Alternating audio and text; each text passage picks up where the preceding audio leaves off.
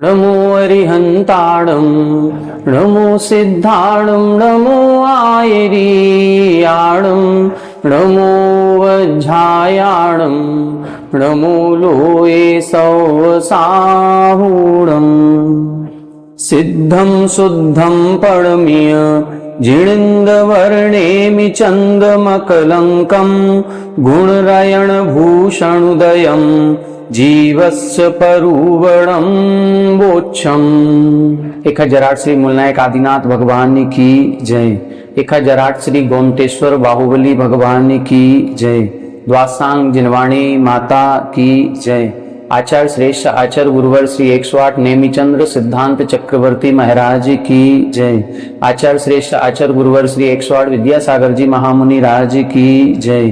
तीर्थ चक्रवर्ती जगत पूज्य निर्यापक श्रमण मुनि पुंगव श्री 108 सुधा सागर जी महाराज की जय। समस्त मुनि संघ की जय। आलोक मोदी स्वाध्याय सुधा यूट्यूब चैनल पर आप सभी दर्शकों का एक बार पुनः हार्दिक स्वागत, हार्दिक अभिनंदन। श्री गोमटसार जीवकांड जी ग्रंथराज का हम सभी लोग स्वाध्याय कर रहे हैं और स्वाध्याय करते हुए गुणस्थान का वर्णन पढ़ने के बाद जीव समास पर विस्तार से चर्चा अपन सभी लोग कर रहे हैं। जीव समास पर चर्चा करते हुए भी स्थान के आधार पर जीव समास के कितने भेद प्रभेद हैं एवं योनि के आधार पर जीवों को कितने भागों में विभाजित किया गया है, इनका वर्णन हम पढ़ चुके हैं। पूर्व 2-3 कक्षाओं से अब हम शरीर की अवगाहना की अपेक्षा जो जीवों के भेद प्रभेद किए गए हैं उस पर हम चर्चा कर रहे हैं। पूर्व कक्षा में हमने आपको बताया था कि यहाँ पर पहले तो एक सामान्य कथन किया गया कि जो अनंतानंत जीव हैं उन अनंतानंत जीवों में सबसे सूक्ष्म अवगाहना किसकी होती है और सबसे विस्तृत या सबसे बड़ी अवगाहना कौन से जीव की होती है। तब इधर इन्होंने बताया था कि सबसे सूक्ष्म अवगाहना सूक्ष्म निगोदिया लब्ध पर्याप्तक जीव की होती है और ऐसा जीव जो ऋजु गति से गमन कर रहा है उसके उत्पत्ति के तीसरे समय पर सबसे जघन्य अवगाहना होती है। ये गोल आकृति की होती है। प्रथम समय में जो अवगाहना होती है वो आयताकार होती है, दूसरे समय में जो अवगाहना होती है वो वर्गाकार होती है और तीसरे समय में जो अवगाहना होती है वो वृत्त के आकार की होती है अर्थात गोल होती है। इसी को सबसे सूक्ष्म अवगाहना कहा गया। फिर इसके बाद बताया था कि सबसे विस्तृत या सबसे बड़ी अवगाहना किस जीव की होती है, तो जो पंचेंद्रिय जीव है और पर्याप्तक है और उसमें भी जो स्वयंभू रमण समुद्र है उसके बहुमध्य भाग में जो असंख्यातों महामत्स्य पाए जाते हैं उन महामत्स्य के उत्कृष्ट अवगाहना होती है। ये जो उत्कृष्ट अवगाहना है ये 1000 योजन लंबी, 500 योजन चौड़ी और 250 योजन मोटा वो महामत्स्य होता है। इस प्रकार से अनंतानंत जीवों में जो सर्वजघन्य और सर्वोत्कृष्ट अवगाहना है उसका वर्णन किया। फिर इंद्रिय की अपेक्षा वर्णन किया था। तब इन्होंने बताया था कि एक इंद्रिय जीवों में जो कमल होता है उस कमल की सर्वाधिक अवगाहना होती है वो 1000 योजन से कुछ अधिक होता है। हमने आपको यह भी बताया था कि यहाँ सभी जीवों में अनंतानंत जीवों में सर्वोत्कृष्ट अवगाहना महामत्स्य की कही जो 1000 योजन का है, लेकिन एकेंद्रीय जीवों में सर्वोत्कृष्ट अवगाहना कमल की कही वो 1000 योजन से कुछ अधिक है। फिर सभी जीवों में 1000 योजन ही क्यों कही, फिर तो उधर कमल को ही सर्वोत्कृष्ट लेना चाहिए। वो इसीलिए नहीं लिया क्योंकि यहाँ घनफल निकालना है और घनफल जब निकालेंगे तो महामत्स्य का सर्वाधिक निकलता है क्योंकि वो 500 योजन चौड़ा है और 250 योजन ऊंचा होता है। जबकि जो कमल होता है उस कमल की जो गोल आकृति होती है उसका जो विस्तार है वो 1 योजन ही होता है, इससे ज्यादा नहीं होता।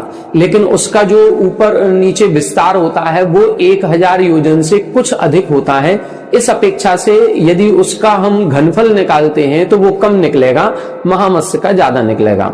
2 इंद्रियों में उत्कृष्ट अवगाहना किसकी होती है, तो शंख की बताई गई थी जो 12 योजन प्रमाण होता है। 3 इंद्रियों में जो अवगाहना बताई गई थी वो 3 कोष की बताई गई थी जिसको हमने चींटी की अवगाहना कहा था। एक और नया शब्द जीवकांड जी ग्रंथराज की दूसरी टीका में प्राप्त हुआ जिसको उन्होंने रक्त बिच्छू भी कहा गया है। कोई रक्त बिच्छू नाम से बिच्छू की कोई प्रजाति होगी, उसको उन्होंने 3 कोष का लंबा कहा है। चार इंद्रियों में भौरे की अवगाहना होती है जो 1 योजन की होती है, और पंचेंद्रियों में उत्कृष्ट अवगाहना 1000 योजन की महामत्स्य की होती है। फिर इनकी अपन ने जघन्य अवगाहना देखी थी, तो जघन्य अवगाहना में 1 इंद्रिय जीव की तो बताई दी, सूक्ष्म निगोदिया लब्ध पर्याप्तक की तीसरे समय में होती है। 2 इंद्रिय जीवों में अरुंधरी नामक कोई जीव की है, 3 इंद्रिय में कुंथु नामक जीव की होती है, 4 इंद्रिय में काणमक्षिका नामक जीव की है, और पंचेंद्रिय में सिक्थक या तंदुल मत्स्य की होती है। इनकी कितनी कितनी अवगाहना होती है? तो जो 2 इंद्रिय जीव है, पहले 1 इंद्रिय को समझ लें। 1 इंद्रिय जीव की बताई थी घनांगुल का असंख्यात्मा भाग, 2 इंद्रिय की घनांगुल का संख्यात्मा भाग, और फिर 3 इंद्रिय, 4 इंद्रिय और पंचेंद्रिय जीवों की जो अवगाहना है वो 2 इंद्रिय जीवों की अवगाहना से संख्यात गुणी ज्यादा है। इस प्रकार से अपन ने समझा था। फिर इसके बाद इन्होंने अन्य सभी प्रकार के जीवों की अवगाहना का क्रम बताया था कि सर्व जघन्य अवगाहना सूक्ष्म निगोदिया लब्ध पर्याप्तक की है और सर्वोत्कृष्ट अवगाहना महामत्स्य की है। तो इसके बीच में जो जीवों का क्रम है वो किस प्रकार से रहेगा? तो पिछली कक्षा में हमने बताया था कि यहां पर हमको 64 प्रकार के जीवों की चर्चा करनी है। उनमें मुख्य रूप से 16 प्रकार के जीव आएंगे। 16 प्रकार के जीवों में पृथ्वी का एक सूक्ष्म पृथ्वी का एक वादर, जल का एक सूक्ष्म जल का एक वादर, अग्नि का एक सूक्ष्म अग्नि का एक वादर, वायु का एक सूक्ष्म वायु का एक वादर, निगोदिया सूक्ष्म निगोदिया वादर, फिर सप्रतिष्ठित प्रत्येक और अप्रतिष्ठित प्रत्येक। ऐसे 1 इंद्रिय जीवों के 12 भेद करेंगे, और फिर 2 इंद्रिय 3 इंद्रिय 4 इंद्रिय और पंचेंद्रिय, ऐसे 30 जीवों के 4 भेद, तो कुल 16 भेद बनेंगे। ये 16 भेद पर्याप्तक भी होंगे और ये 16 भेद अपर्याप्तक भी होंगे। तो ऐसे 32 प्रकार के जीव हो गए। अब इन सभी प्रकार के जीवों की जघन्य अवगाहना भी होगी और उत्कृष्ट अवगाहना भी होगी। मान लो पंचेंद्रिय कोई जीव है, तो पंचेंद्रिय जीव पर्याप्तक भी है, पंचेंद्रिय जीव अपर्याप्तक भी है। तो पंचेंद्रिय जीवों में पर्याप्तकों में जघन्य अवगाहना किसकी है और उत्कृष्ट अवगाहना किसकी है। इसी तरह से पंचेंद्रिय अपर्याप्तक जीवों में जघन्य अवगाहना किसकी है और उत्कृष्ट अवगाहना किसकी है। ऐसे एक जीव के 4 प्रकार से वर्णन किया जाएगा। एक जीव का नाम कितनी बार होगा? 4 बार। तो हमने जब 16 प्रकार के जीव देखे और उनको हम 4 प्रकार से वर्णन करेंगे तो 64 प्रकार के जीव बनेंगे। अब पहले प्रकार के जीव तो हो जाएंगे सूक्ष्म निगोदिया लब्ध पर्याप्तक, और अंतिम 64वें नंबर पर आएगा पंचेंद्रिय पर्याप्तक। अब इसके बीच में जो 62 जीव हैं वो कौन से होंगे, इसके लिए अपन ने कल 2 गाथाएं पढ़ी थी। उन 2 गाथाओं में इनका पूरा क्रम बताया गया था और इसमें इन्होंने कोठे बनाए हुए थे। इन कोठों में किस प्रकार से जीवों को स्थापित करना है, इसके लिए अपन ने गाथा के अनुसार चार्ट बनाए थे और उन चार्ट में कॉलम बनाए गए थे। एक एक कॉलम में 5 या अधिकतम 6 जीवों को अपन को रखना है। किस प्रकार से रखना है? तो पहले कॉलम में इन्होंने 97 नंबर की गाथा का रिवीजन करेंगे। गाथा से देख लें। 97 नंबर में बताया, पहले कॉलम में सूक्ष्म इणी का मतलब निगोद, सूक्ष्म निगोद जीव को रखेंगे। फिर बा शब्द से वायु का एक को, फिर ते से अग्नि का एक तेज का एक, आ से अप यानी जल का एक, और भू से पृथ्वी का एक। तो ऐसे ये क्रम से रखेंगे। पहले सूक्ष्म निगोदिया जीव, फिर सूक्ष्म वायु का एक, फिर सूक्ष्म अग्नि का एक, फिर सूक्ष्म जल का एक, फिर सूक्ष्म पृथ्वी का एक। फिर दूसरे कॉलम में वादर जीवों को रखेंगे। तो वादर वायु का एक, फिर ते से वादर तेज अग्नि का एक, वादर आ का मतलब जल का एक, और पू का मतलब पृथ्वी का एक। तो फिर वादर पृथ्वी का एक, और फिर इणी का मतलब निगोद, वादर निगोदिया जीव। और फिर 6वें नंबर पर रखा था पदिष्ठितम, प्रतिष्ठित जीव, प्रतिष्ठित प्रत्येक। तो ऐसे 6 जीव हो गए।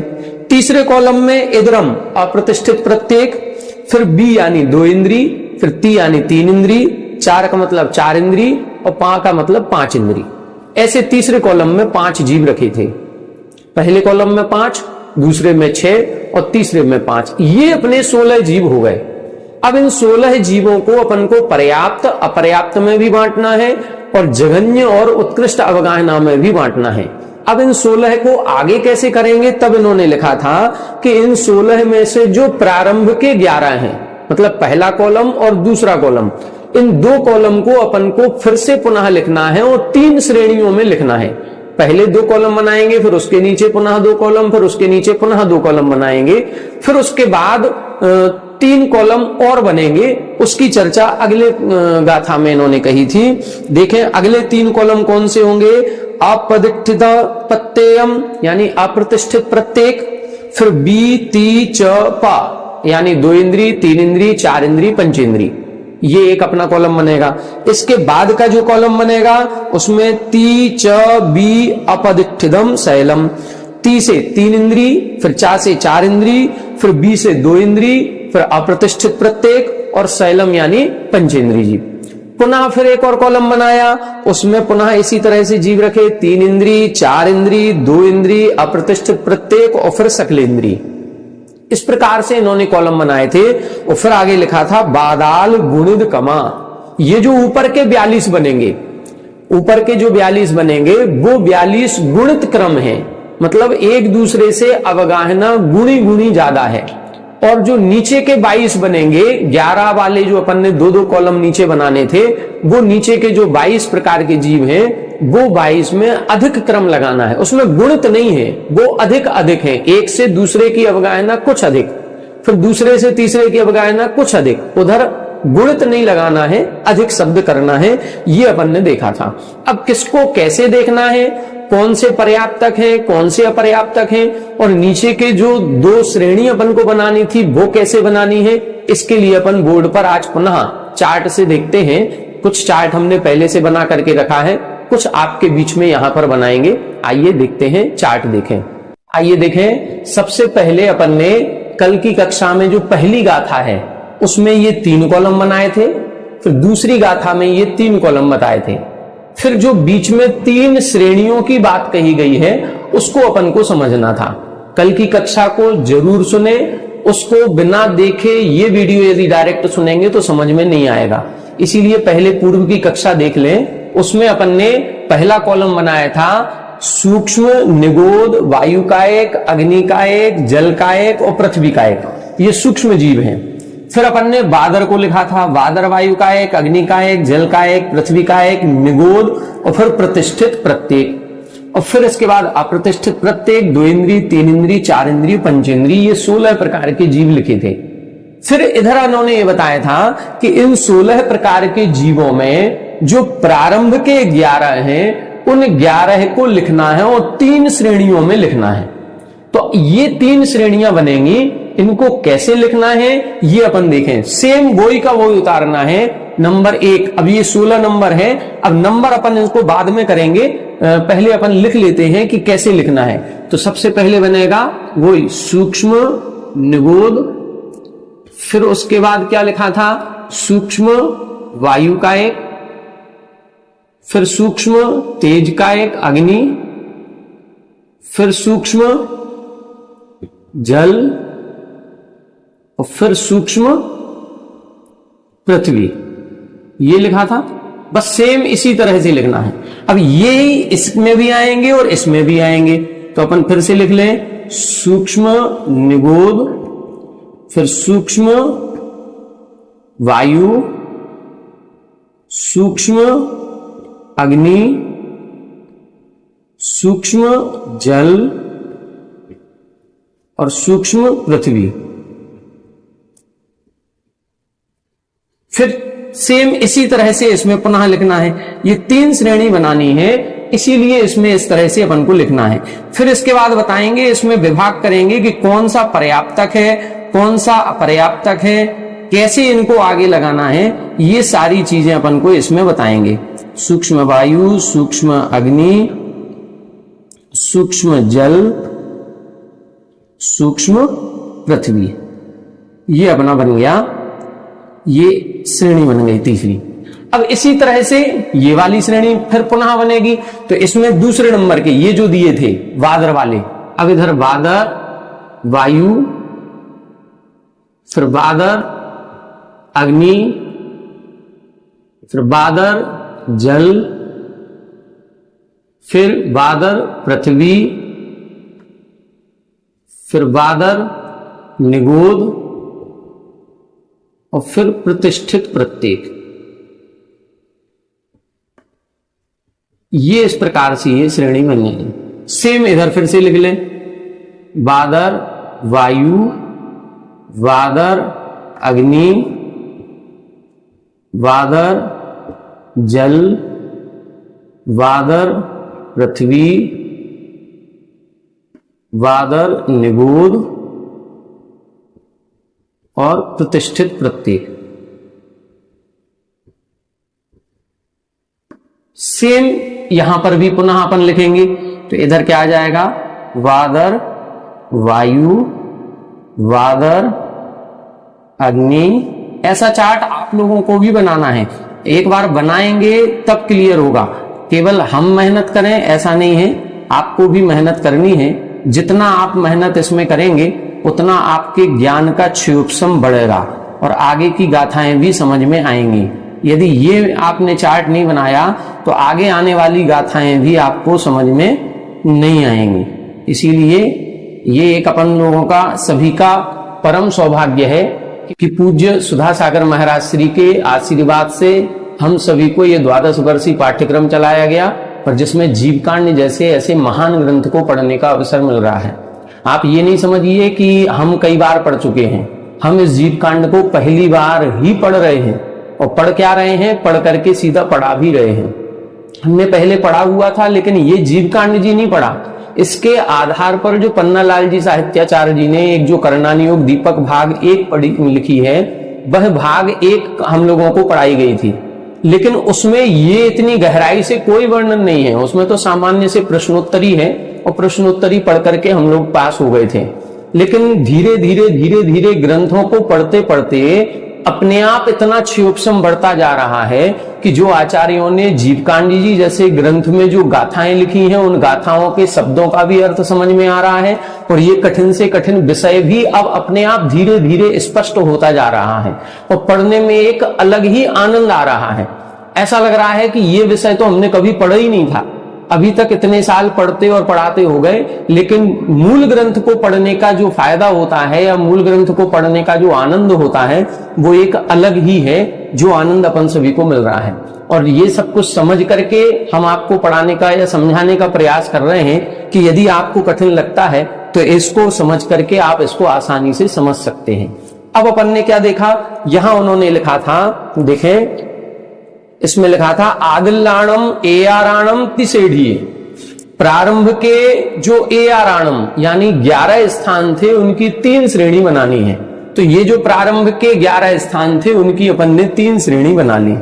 अब देखें इसमें नंबर हमने क्यों नहीं डाले ये और आपको बता दे रहे हैं। ये जो अपन टीका देख रहे हैं, जो ग्रंथ अपने पास है, इस ग्रंथ में यदि इधर 16 के बाद 17 नंबर इधर दिया तो 18 नंबर इसमें दिया, 19 नंबर इधर दिया, फिर 20 वायु पे दिया, फिर 21 यहां वायु पर दिया, फिर 22 यहां वायु पर दिया।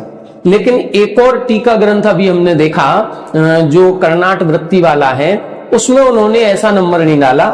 उन्होंने नंबर यहां पर 17, 18, 19, 20, 21 इस तरह से डाला है और फिर इधर 22, 23, 24, 25, 26, 27, फिर 28, 29, 30, 31, 32 इस तरह से नंबरिंग किए हैं।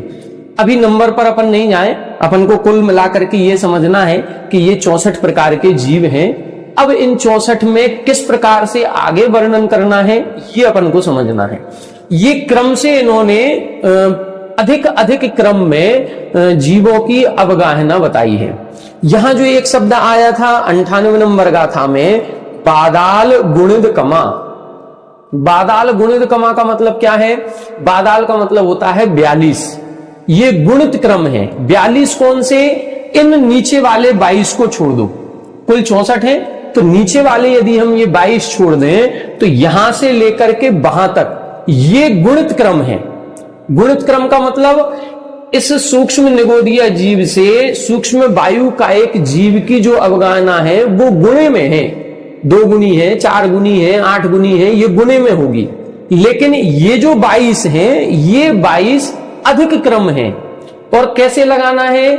आगे जो शब्द आएगा गाथा अपन पढ़ेंगे तो उसमें लिखा है स्वस्थान में। स्वस्थान का मतलब ये 5 का एक स्थान होगा, ये 6 का एक स्थान होगा, ये 5 का एक स्थान होगा। जो एक एक कॉलम में दिए हैं वो स्वस्थान कहलाएंगे। तो स्वस्थान में कितना गुणा करना है और अन्य में कितना गुणे करना है, ये आगे गाथाओं में आ रहा है। आइए अब अपन गाथा का उच्चारण करते हैं और आगे की गाथाओं को, 3 गाथाओं को आज अपन को समझना है। देखें, अवरम पुण्यम पढ़मम, अवरम पुण्यम पढ़मम, सोलम पुण्य पढ़म विधीय तदीयोली, सोलम पुण्य पढ़म विधीय तदीयोली, पुण्यदर पुण्ययाणम, पुण्यदर पुण्ययाणम, जहन्नमुक्कस्समोक्कस्सम, जहन्नमुक्कस्समोक्कस्सम, अवरम पुण्यम पढ़मम, सोलम पुण्य पढ़म विधीय तदीयोली, पुण्यदर पुण्ययाणम, जहन्नमुक्कस्समोक्कस्सम। देखें, इस गाथा को देखेंगे तो अब अपन को यह समझ में आएगा कि कहां पर्याप्तक लगाना है, कहां अपर्याप्तक लगाना है। जैसे सूक्ष्म निगोद शब्द, ये सूक्ष्म निगोद शब्द आपको 4 जगह मिलेगा। एक सूक्ष्म निगोद 1 नंबर पर भी दिख रहा है, दूसरा सूक्ष्म निगोद अपन को यहां पर भी दिख रहा है, तीसरा सूक्ष्म निगोद यहां पर भी है और चौथा सूक्ष्म निगोद यहां पर हो गया। 4 हो गए। इसी तरह कोई भी जीव को देखेंगे वो 4 बार मिलेगा। मान लो 4 इंद्रिय जीव को देखें तो इधर एक 15 नंबर पर भी है, फिर 4 इंद्रिय जीव कहां है, फिर यहां पर भी है, फिर 4 इंद्रिय जीव 56 नंबर पर भी है, फिर 4 इंद्रिय जीव उधर 61 नंबर पर भी है। तो ऐसे हर जीव को 4 बार लिखा। अब ये 4 बार क्यों लिखा, तो 2 बार पर्याप्तक होंगे और 2 बार अपर्याप्तक होंगे। जो 2 बार पर्याप्तक है उनमें एक जघन्य अवगाहना होगी, एक उत्कृष्ट अवगाहना होगी। इसी तरह जो 2 बार अपर्याप्तक होंगे उनमें एक जघन्य होगी और एक उत्कृष्ट होगी। अब अपन को इन कॉलम में ये देखना है कौन सा कॉलम पर्याप्तकों का है, कौन सा कॉलम अपर्याप्तकों का है। फिर अपन को यह देखना है कौन सा जघन्य अवगाहना का है और कौन सा उत्कृष्ट अवगाहना का है। अब ये इस गाथा में बताया है। देखें क्या लिखा, अवरम अपुन्नम पढ़मम सोलम। क्या लिखा, पढ़मम सोलम, मतलब प्रारंभ के जो 16 हैं, प्रारंभ के 16 मतलब यहां से लेकर के ये तक, ये जो प्रारंभ के 3 कॉलम हैं, ये तीनों कॉलम के जो 16 स्थान हैं वो कैसे हैं, अवरम अपुन्नम। अपुन्नम का मतलब अपर्याप्तक और अवरम का मतलब जघन्य। ये 16 के 16 जघन्य अवगाहना के हैं और ये 16 के 16 अपर्याप्तकों के हैं। तो अपन अब यहां पर लिख लेंगे ये कौन सा है, जघन्य अपर्याप्तक। ये भी कैसा है, जघन्य अपर्याप्तक। और ये कैसा है, ये भी है जघन्य अपर्याप्तक। ये तीनों भी कॉलम प्रारंभ के 16 जीव जघन्य अपर्याप्तकों के हैं। अब इसके बाद क्या लिखा है, पुण्य पढ़म विधीय तदीय ओली। क्या लिखा, पढ़म यानी प्रथम, फिर विधीय यानी द्वितीय और तदीय यानी तृतीय। ओली, ओली का मतलब आवली, मतलब प्रथम श्रेणी, द्वितीय श्रेणी और तृतीय श्रेणी।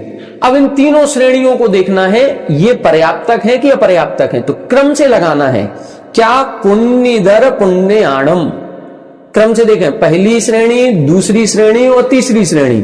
तो पहले क्या लिखा, पुण्य, पुण्य का मतलब पर्याप्तक। फिर लिखा है इधर, इतर का मतलब अपर्याप्तक। और फिर लिखा पुण्ययाणम मतलब पर्याप्तक। तो पहले पर्याप्तक, फिर दूसरी अपर्याप्तक और फिर तीसरी पुनः पर्याप्तक। तो ये कौन सी है, ये दोनों भी, ये दोनों भी, ये वाली भी और ये वाली भी, ये कैसी है, ये पर्याप्तक है। ठीक है। ये नीचे की दूसरी श्रेणी, ये दोनों भी कैसी हैं, अपर्याप्तक की हैं। और जो तीसरी श्रेणी है वो पर्याप्तकों की है। ठीक है, क्लियर हो गया।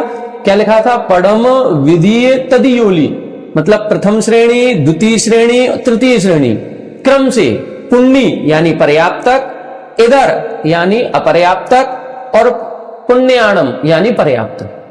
अब ये जघन्य है कि उत्कृष्ट है, तब आगे फिर लिखा जहन्नम उक्कस्सम उक्कस्सम, मतलब पहली जो श्रेणी है वो जघन्य की है, दूसरी भी उत्कृष्ट की है और तीसरी भी उत्कृष्ट की है। तो अब अपन लिखेंगे इधर ये हो गई जघन्य, फिर ये हो जाएगी उत्कृष्ट और फिर ये हो जाएगी उत्कृष्ट। अब यहां पर अपन देखें, ये 16 के 16 जघन्य अपर्याप्तक हैं। कुल मिलाकर के इधर ये बता रहे हैं सूक्ष्म निगोदीय जीव से बड़ी अवगाहना सूक्ष्म वायु कायिक की, सूक्ष्म वायु कायिक से सूक्ष्म अग्नि कायिक की बड़ी है, सूक्ष्म जल कायिक की और बड़ी, सूक्ष्म पृथ्वी कायिक की और बड़ी, लेकिन किसकी? अपर्याप्तकों में। ये अपन ने देखा था सूक्ष्म निगोदीय लब्ध पर्याप्तक जीव की सबसे जघन्य अवगाहना, तो ये अपर्याप्तकों में चल रहा है। यही क्रम चलेगा, यहां तक बड़ी हो गई, फिर इन अपर्याप्तकों की जघन्य अवगाहना के बाद फिर पर्याप्तकों की जघन्य शुरू हो जाएगी। किसकी? यही 11 लोगों की, मतलब सूक्ष्म निगोदिया की पर्याप्तक। इस पंचेंद्रिय अपर्याप्तक के बाद फिर बड़ी अवगाहना है पर्याप्तक की, सूक्ष्म निगोदिया पर्याप्तक, फिर सूक्ष्म वायु कायक पर्याप्तक, फिर सूक्ष्म अग्नि कायक पर्याप्तक, सूक्ष्म जल कायक पर्याप्तक, सूक्ष्म पृथ्वी कायक पर्याप्तक। ये जघन्य अवगाहना चल रही है। फिर इसकी भी जघन्य अवगाहना आएगी, फिर इनकी जघन्य अवगाहना के बाद फिर ये अपर्याप्तक उत्कृष्ट की आएगी, मतलब पर्याप्तकों की जघन्य के बाद फिर अपर्याप्तकों की उत्कृष्ट आएगी, और फिर अपर्याप्तकों की उत्कृष्ट के बाद फिर पर्याप्तकों की उत्कृष्ट आएगी, और फिर इन पर्याप्तकों की उत्कृष्ट अवगाहना के बाद फिर आगे के 3 कॉलम आएंगे। तो उन 3 कॉलम में क्या करना है, इसके लिए अगली गाथा लिखी। ये गाथा क्लियर हो गई होगी। अपन को 3 श्रेणियों की बात करी और इसकी बात करी। तो पहले 16 तो जघन्य अपर्याप्तक है, फिर 3 श्रेणियों में पहली श्रेणी किसकी है? पुण्य पर्याप्तकों की है, और जहन्नम जघन्य पर्याप्त की है। दूसरी श्रेणी अपर्याप्तक की है और उत्कृष्ट की है। तीसरी श्रेणी पर्याप्तकों की है और उत्कृष्ट की है।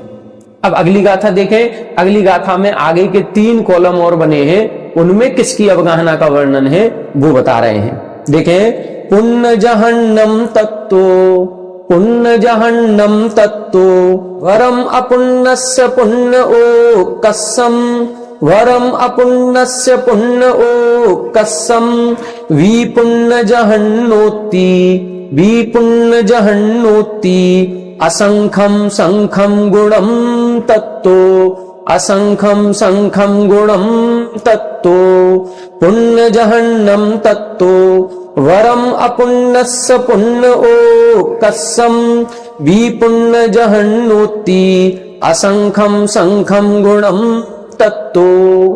देखें आगे क्या बता रहे हैं, पुण्य जहन्नम तत्तो, मतलब उसके बाद, अब ये सब पूरे हो गए, इनके बाद फिर ये पुण्य जहन्नम। अब ये पर्याप्तक और जघन्य, पुण्य का मतलब ये पर्याप्तकों की है और किसकी है? जघन्य की है। ठीक है, फिर उसके बाद क्या लिखा है? वरम अपुण्यस्य, वरम अपुण्यस्य, वरम का मतलब होता उत्कृष्ट, और अपुण्यस्य यानी अपर्याप्तकों की। तो ये अगला जो कॉलम है वो उत्कृष्ट अपर्याप्तकों का है। ये आएगा अपर्याप्तक उत्कृष्ट, और फिर अगला कॉलम क्या लिखा? पुण्य उक्कसम, फिर ये पर्याप्तक उत्कृष्ट हो गए, ये पर्याप्तक और उत्कृष्ट। अब देखें सभी जीवों की जघन्य और उत्कृष्ट हो गई होगी। देखें जो एकेंद्रीय जीव हैं उनको देख ले पहले, यहां तक 11 नंबर तक एकेंद्रीय जीव हैं। इन एकेंद्रीय जीवों की जघन्य अपर्याप्तक, जघन्य अपर्याप्तक हो गई, फिर इनकी उत्कृष्ट अपर्याप्तक कहां गई? ये वाली आ गई, ये 11 लोग आ गए, इधर 11 जीव आ गए, अपर्याप्तकों में उत्कृष्ट हो गई। अब इन्हीं 11 की पर्याप्तक की जघन्य यहां हो गई प्रथम श्रेणी में, और इन्हीं 11 की पर्याप्तक उत्कृष्ट नीचे की तीसरी श्रेणी में हो गई। तो इन 11 जीवों की पहले जघन्य अपर्याप्तक हो गई, फिर जघन्य पर्याप्तक हो गई, फिर अपर्याप्तक उत्कृष्ट, और फिर पर्याप्तक उत्कृष्ट। इस प्रकार से ये पूरा हो गया। अब त्रस जीवों में आ जाएं, अप्रतिष्ठित प्रत्येक और चारों त्रस। ये इधर जघन्य अपर्याप्तक, फिर ये जघन्य पर्याप्तक, फिर उत्कृष्ट अपर्याप्तक और उत्कृष्ट पर्याप्तक। ये सारे दोनों प्रकार के जघन्य हो गए, ये अपर्याप्तक, ये पर्याप्तक। ये दोनों प्रकार के उत्कृष्ट हो गए, अपर्याप्तक और पर्याप्तक। ये एक इनका क्रम अपन को समझना है। यदि ये क्रम समझ में आ गया, पूरा समझ में नहीं आए तो अपन को इतना तो समझ में आ रहा है कि ग्रंथों में कितनी सूक्ष्मता से वर्णन किया गया है। बस अपन को यह देखना है कि आचार्यों ने कितनी सूक्ष्मता से, केवल ज्ञान का जो विषय है कितना गहन विषय होगा कि एक एक सूक्ष्म से सूक्ष्म जीव की अवगाहना में कितना अल्प बहुत्व होता है, इसका भी वर्णन किया गया। अभी क्या है, अभी तो अपन आगे की जब 10-11 गाथाएं देखेंगे तो उनमें तो इस सूक्ष्म निगोद से सूक्ष्म वायु कायिक के बीच में कितनी अवगाहनाएं बनेंगी, इसका वर्णन 11 गाथाओं में किया। केवल एक का सूक्ष्म निगोद से सूक्ष्म वायु कायिक तक पहुंचने के लिए कितने भंग बनेंगे, कितनी सारी अवगाहनाएं होंगी, उनका वर्णन आगामी 10-11 गाथाओं में आया है। इसका वर्णन भी अपन पढ़ेंगे। अभी अपन देखें, ये 100 नंबर की गाथा समझ में आ गई होगी। इसमें पूरा ये बता दिया पुण्य जहन्नम तत्व। पुण्य जहन्नम, पुण्य का मतलब पर्याप्तक और जहन्य यानी जघन्य। फिर वरम अपुण्यस्य, वरम का मतलब उत्कृष्ट और अपर्याप्तक अपुण्यम। और फिर लिखा है पुण्य उक्कसम, पर्याप्तक उत्कृष्ट। ये हो गया। अब आगे क्या लिखा, बी पुण्य जहन्नुति। बी का मतलब होता है 2 इंद्री। पुण्य जहन्नु, पर्याप्तकों में जघन्य हो, मतलब 2 इंद्री पर्याप्तक जघन्य अवगाहना जिसकी है वहां तक। अब 2 इंद्री पर्याप्तक, 2 इंद्री शब्द एक यहां आया, लेकिन ये तो अपर्याप्तक है। 2 इंद्री कहां तक जाना है, पर्याप्तक, तो 2 इंद्री इधर आएगा 51 नंबर तक। 2 इंद्री पर्याप्तक जघन्य, बी पुण्य जहन्नोति, यहां तक, मतलब 51 नंबर तक जितने भी जीव कहे गए हैं ये असंख्यम, ये असंख्यात गुणे लगाना है। यहां पर जो गुणित क्रम चलेगा वो असंख्यात गुणा है, और फिर इसके बाद जो गुणित क्रम चलेगा वो संख्यम गुणम तत्तो, वो संख्यात गुणा लगाना है। अभी अपन ने एक शब्द देखा था बादाल गुणित क्रमा। बादाल यानी 42 में गुणित क्रम है। ऊपर के जो 42 दिए हैं, नीचे के नहीं, ऊपर के जो 42 दिए हैं ये गुणे गुणे गुणे गुणे ज्यादा हैं। कितने गुणे ज्यादा हैं, असंख्यात गुणे ज्यादा हैं कि संख्यात गुणे ज्यादा हैं कि अनंत गुणे ज्यादा हैं। जैसे अपन ने शरीर के बारे में पढ़ा था, जब 5 प्रकार के शरीर की बात करी गई थी और उन शरीरों में प्रदेशों की बात करी गई, तो उसमें कहा गया था कि असंख्य गुणम प्राक तेजसात, तेजस शरीर के पहले पहले असंख्यात गुणे हैं, फिर अनंत गुणे पर, फिर अनंत गुणे परमाणु बताए थे।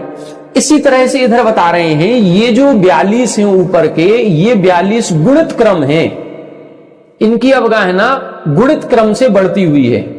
अब लेकिन गुणित क्रम में कितनी गुणित करनी है, तब इधर बता रहे हैं पी पुण्य जहन्नोति असंख्यम, 2 इंद्रिय जघन्य पर्याप्तकों तक तो असंख्यात गुणे करने हैं। मतलब सूक्ष्म निगोदीय जीव की जो अवगाहना है उससे असंख्यात गुणी सूक्ष्म वायु कायिक की है, इस सूक्ष्म वायु कायिक से असंख्यात गुणी सूक्ष्म अग्नि कायिक की है, इससे असंख्यात गुणी सूक्ष्म जल कायिक की है। ऐसे करते करते असंख्यात गुणी अपन कहां तक ले जाएंगे, 2 इंद्री तक। फिर इधर 2 इंद्री के बाद जो ये 13 स्थान दिए हैं, इनमें संख्यम गुणम तत्व, फिर संख्यात गुणी करनी है। मतलब 2 इंद्रिय जो पर्याप्तक हैं, ये पर्याप्तक 2 इंद्रिय पर्याप्तकों के बाद जो अवगाहना बनेगी वो 3 इंद्रिय पर्याप्तकों की, वो संख्यात गुणी है।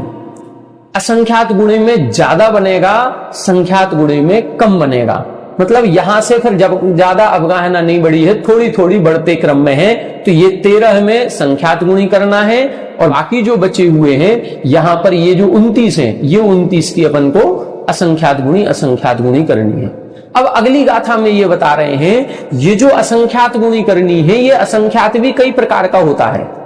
घनांगुल का असंख्यात्मा भाग, आवली का असंख्यात्मा भाग, पल्योपम का असंख्यात्मा भाग, लोक का असंख्यात्मा भाग। कौन सा असंख्यात लेना है, कितना असंख्यात गुणा करना है, ये किसका प्रमाण क्या लेना है, किसका असंख्यात करेंगे, इसके लिए अगली गाथा यहां लिख रहे हैं। देखें, सुहमेदर गुणगारो, सुहमेदर गुणगारो, आवली पल्ला असंख भागोदू, आवली पल्ला असंख भागोदू, सट्ठाणे से ढिगया, सट्ठाणे से ढिगया, अहिया तथ्येक पड़ी भागो, अहिया तथ्येक पड़ी भागो, सुहमेदर गुणगारो, आवली पल्ला असंख भागो दू, सट्ठाणे सेढ़ी गया अहिया तथेक पड़ी भागो। देखें यहां बता रहे हैं सुहमेदर गुणगारो, आवली पल्ला असंख भागोदू। यहां बता रहे हैं सूक्ष्म और इधर यानी बादर, सूक्ष्म और बादर का जो गुणकार है वो आवली पल्ला असंख भागोदू। असंख्य भाग आवली का असंख्यात्मा भाग और पल्य का असंख्यात्मा भाग लगाना है। मतलब सूक्ष्म में ये सूक्ष्म का चार्ट है, ये बादर का चार्ट है, ये बादर का है, तो सूक्ष्म में कैसे लगाना है और बादरों में कैसे लगाना है ये अलग अलग बता रहे हैं। आवली का असंख्यात्मा भाग गुणित करना है और पल्य का असंख्यात्मा भाग गुणित करना है। आवली का मतलब एक सेकंड में संख्यात आवली और एक आवली में असंख्यातों समय होते हैं। तो आवली का मतलब होता है ये जो अंगुल है इसका इस तरह से ये जो गोल चक्र लगाते हैं, कितनी देर में एक गोल पूरा हो रहा है, एक राउंड कितनी देर में होता है, उसको आवली बोलते हैं। तो ये आवली की असंख्यात्मा भाग अपन को लगाना, तो असंख्यात गुणा करना है, आवली का असंख्यात गुणा और फिर पल्य का असंख्यात गुणा। पल्य का असंख्यात गुणा बहुत बड़ा होता है, आवली का असंख्यात गुणा बहुत कम है। तो यहां पर अपन सूक्ष्म जीवों में आवली का असंख्यात गुणा लगाएंगे, बादर जीवों में पल्य का असंख्यात गुणा लगाएंगे। सट्ठाणे सेढ़ी गया, स्वस्थाने श्रेणीगता, एक एक श्रेणी में स्वस्थान में लगाना है। यहां पर सूक्ष्म निगोद से सूक्ष्म वायु का एक में आवली का असंख्यात गुणा अधिक अवगाहना होगी। यहां पर सूक्ष्म वायु का एक से सूक्ष्म अग्नि का एक की अवगाहना आवली का असंख्यात में भाग गुणा ज्यादा होगी, इस प्रकार से। लेकिन बादर वायु का एक से बादर अग्नि का एक की अवगाहना ये पल्य का असंख्यात्मा भाग गुणा ज्यादा अधिक अवगाहना होगी, इस तरह से लगाना है। अहिया तथ्येक पड़ी भागो, श्रेणीगत जो है ये श्रेणीगत कहलाएंगे, नीचे के ये और ये वाले, ये जो श्रेणीगत हैं इन श्रेणीगत में कितनी अधिक करनी है।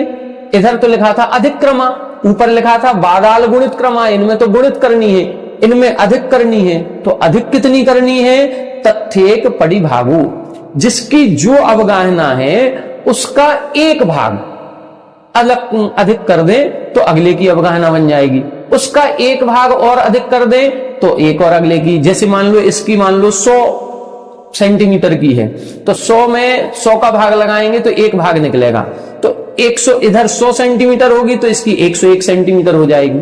फिर इसकी जो 101 सेंटीमीटर है उसका एक भाग, तो यहां पर उस तरह से 101 सेंटीमीटर प्लस कुछ मिलीमीटर, इस तरह से बढ़ते क्रम में रहेगी। एक एक भाग बढ़ते क्रम में अपन को लगानी है, ये अधिक क्रम में लगेंगे। तो श्रेणीगत होंगे उसमें प्रत्येक में एक एक भाग अधिक करनी है, और जो श्रेणीगत नहीं है जो ऊपर के 42 हैं ये गुणित क्रम में है। गुणित क्रम में है तो जो सूक्ष्म वाले हैं उनमें आवली का असंख्यात्मा भाग गुणित करना है, और जो बादर जीव हैं उनमें पल्य का असंख्यात्मा भाग गुणित करना है। इस प्रकार से आज की कक्षा में अपन ने इन सबको अपन ने अभी समझ लिया। अब जो आगामी गाथाएं आ रही हैं, 8-10 गाथाएं हैं, उनमें ये बताएंगे सूक्ष्म निगोद से सूक्ष्म वायु कायिक के जो अंतर आएगा उसमें कितनी कितनी अवगाहनाएं और बढ़ेंगी। सूक्ष्म निगोदीय जीव की सूक्ष्म सबसे जघन्य अवगाहना है, उससे असंख्यात गुणी अवगाहना सूक्ष्म वायु कायिक की है। इस बीच में और भी कुछ जो भेद बनेंगे वो भेद इधर बता रहे हैं कि कैसे जाकर के ये भेद बनता। अब इन गाथाओं को अपन कल की कक्षा में देखेंगे। थोड़ा सा कठिन विषय जरूर है लेकिन फिर भी समझने का प्रयास करें, जितना समझ में आ जाए उतना अच्छा है। ये विषय एक बार का नहीं है, बार बार पढ़ने का है, बार बार सुनने का है। जितनी बार आप पढ़ेंगे सुनेंगे उतनी ज्यादा आसानी से धीरे धीरे समझ में आने लगेगा। अभी केवल इतना समझ ले कि ये 64 प्रकार के जीव हैं और इनकी क्रम से अधिक अधिक अवगाहना होती है, इतना समझना पर्याप्त है। आज की कक्षा में इतना ही, आगे की कक्षा में आगे के विषय को लेंगे। आप सभी हमारे साथ बने रहें। सभी को जय गुरु।